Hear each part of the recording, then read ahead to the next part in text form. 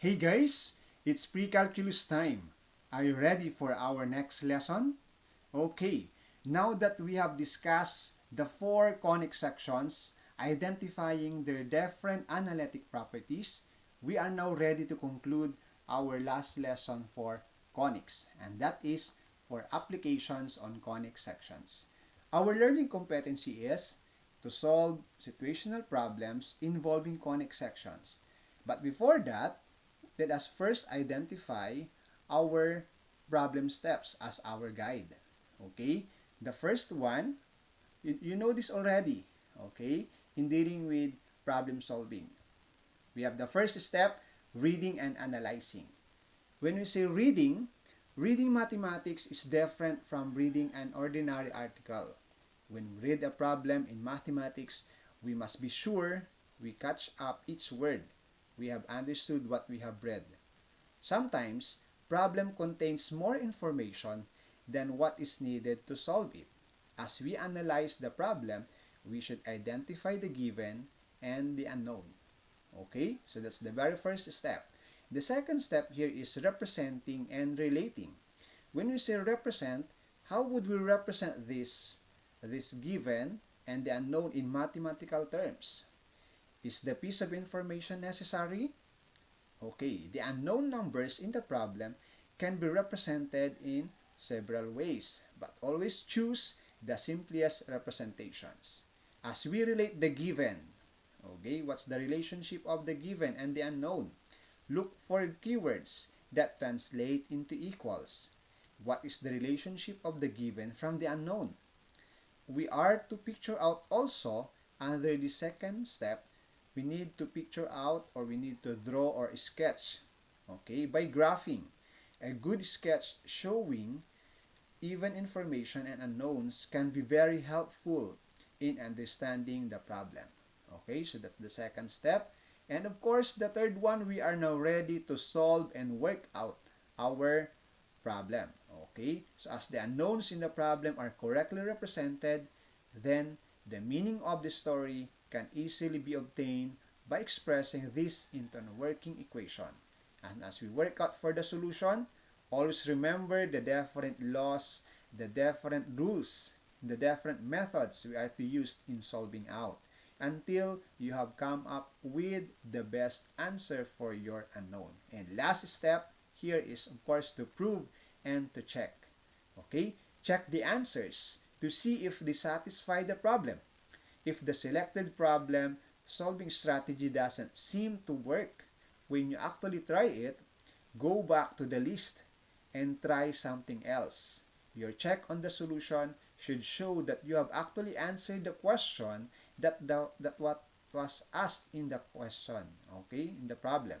And to the extent possible, okay, you should check on whether the answer makes a common sense. Okay, so these are our recalled steps in solving problems of conic sections. Let us try the very first problem. Okay, we have here a food delivery area can be represented by a circle and extends to the points 0, 18, and negative 6, 8.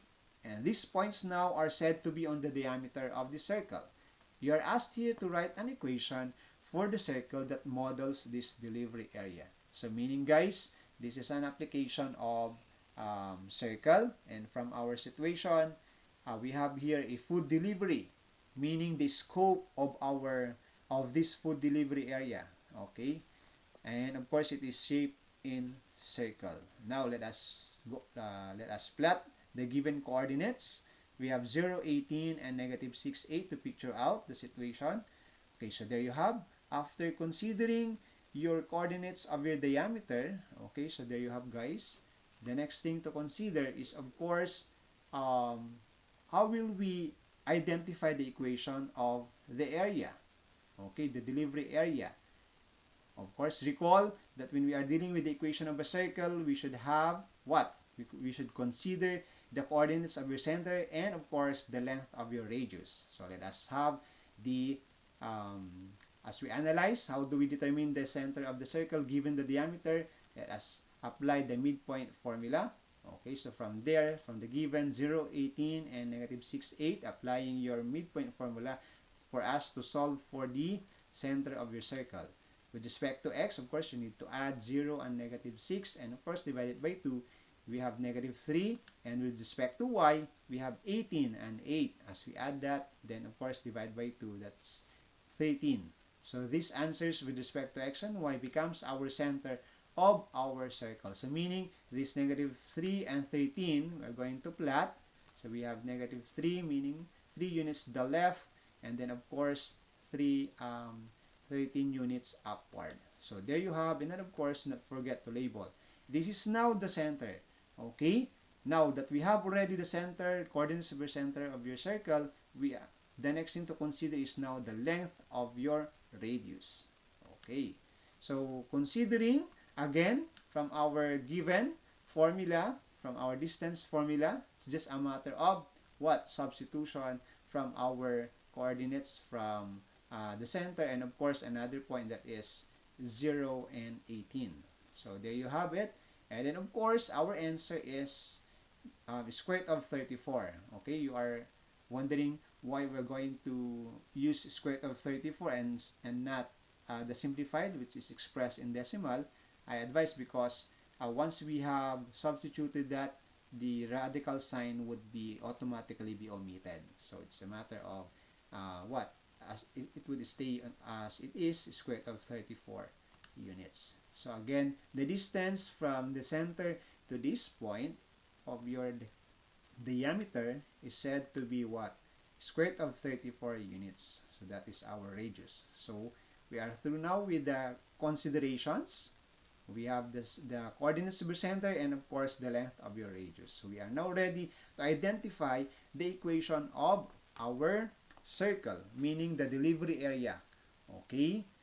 So from our standard form, again, centered at HK. So there you have.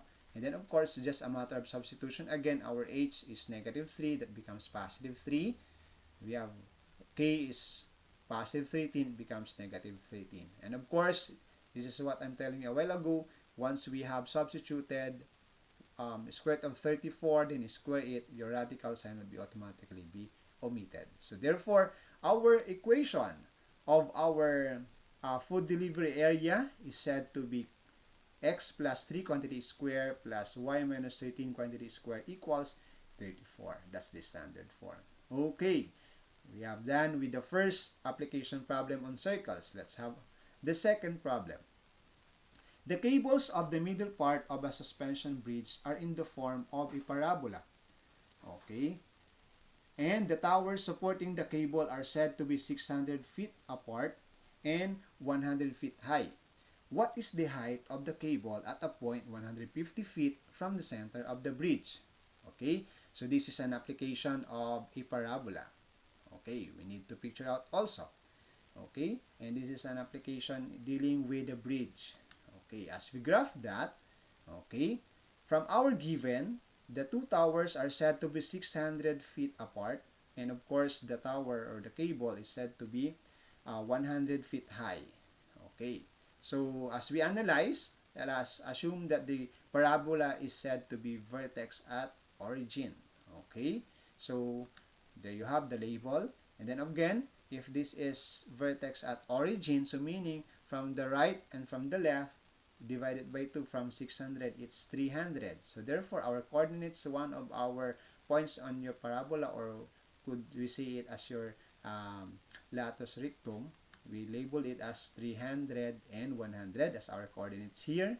Okay, and then on the other hand, this one is negative 300 and 100. Again, because we have divided 600 into two equal parts, so 300, 300 on both your left and right. Okay, and of course, another given is, of course, from the center, okay, is 150 feet away. So, there you have. And the other question is, of course, how high is that?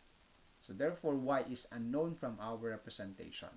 Okay, so, as we analyze further, from our given parabola, it is said to be an upward position. So, meaning, or upward opening, so meaning our working formula as our standard form would be x squared equals 4py.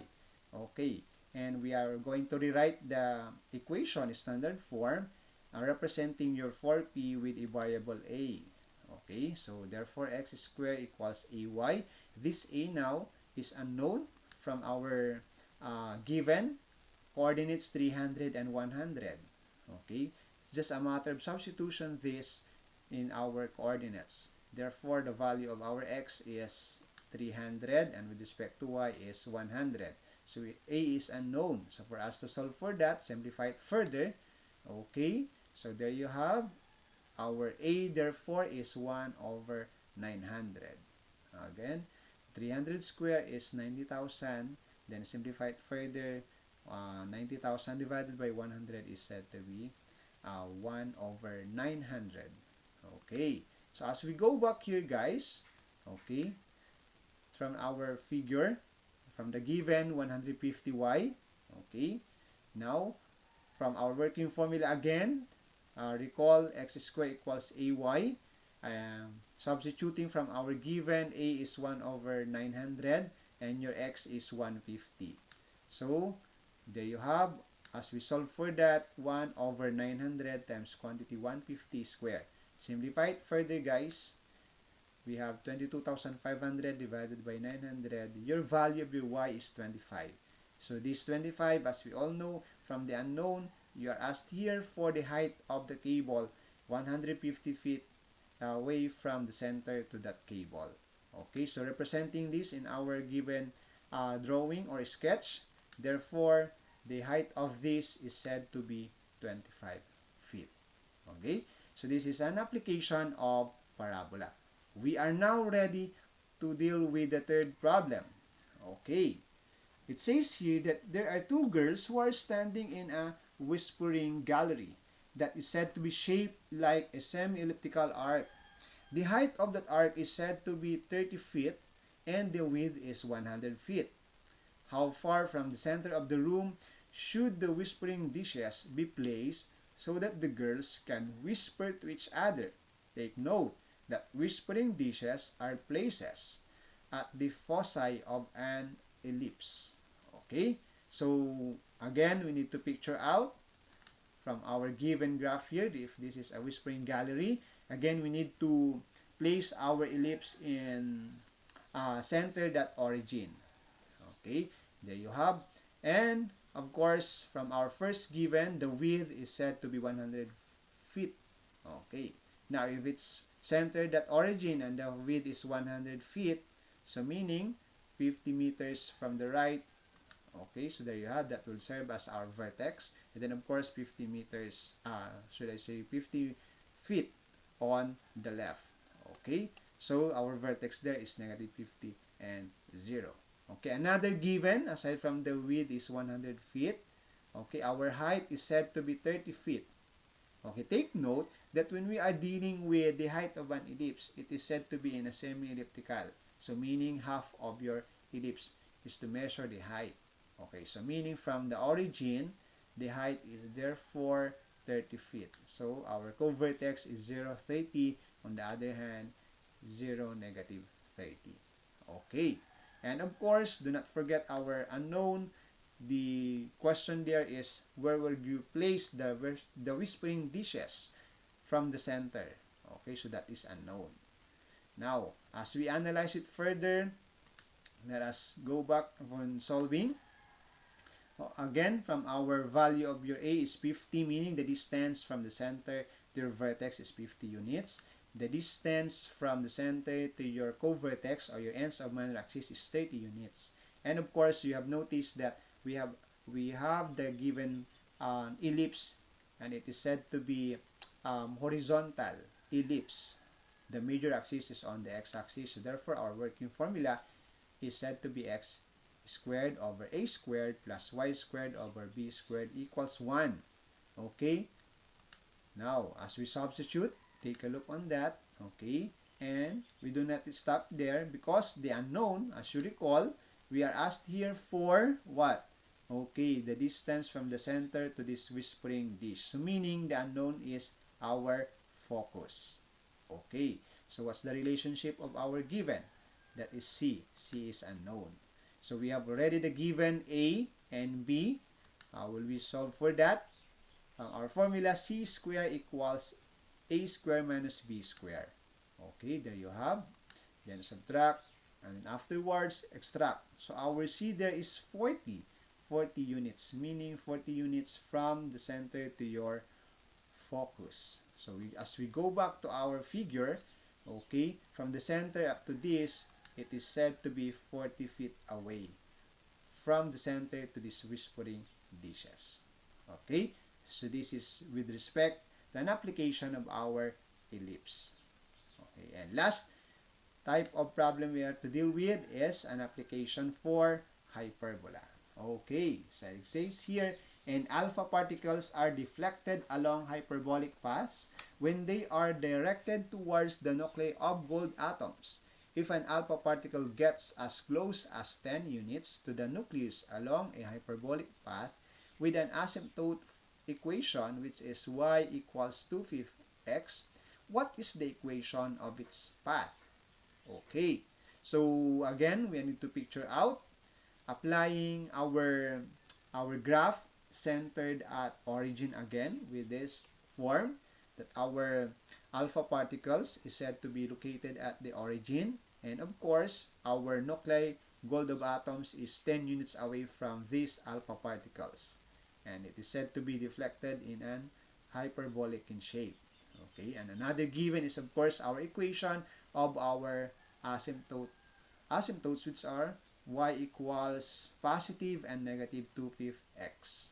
Okay, so you are asked here for the equation of the path. Therefore, they are now ready to determine the equation of that. From the given, A is said to be 10 units, meaning this is our from the major axis or transverse axis. Okay, so we are dealing with, therefore, a centered at origin from our standard form, x squared over a squared minus y squared over b squared equals 1. Again, this is now our working formula to deal with this equation. Okay? And of course, the question there is, how will be D or B for us to determine our equation of your hyperbola, meaning your minor axis or conjugate axis. From the given, A is already given. Okay.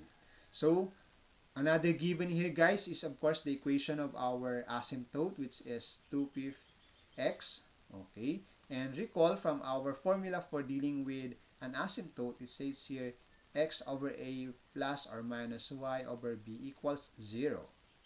Okay. Now, if we are going to rewrite our equation of the asymptote, okay, it is represented by b over a equals 2/5.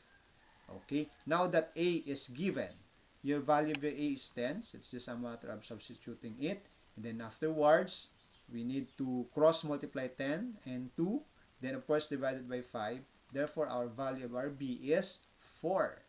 So, we are now ready to identify our equation of our hyperbola. So, meaning, substitute our given, a is 10, and then of course, b is 4. Then simplify it further, our equation of our hyperbola is said to be x squared over 100 minus y squared over 16 equals 1. So as you notice again from our given diagram here that the particle, okay, the alpha particle gets as close as 10 units from the nucleus along a hyperbolic path. Okay, this has now an equation which is x squared over 100 minus y squared over 16 equals 1. Okay, there you have, guys, our application for the different conic sections from the circle, from our parabola, from our ellipse, and our hyperbola. Okay, as we generalize, sum up our lesson for today, do not forget our steps in dealing with our problem solving. Again, we have the reading and analyzing. Okay, we have to represent and relate our given. And of course, we need to work out as we solve our given problem. And Lastly, the last step is of course to prove and to check.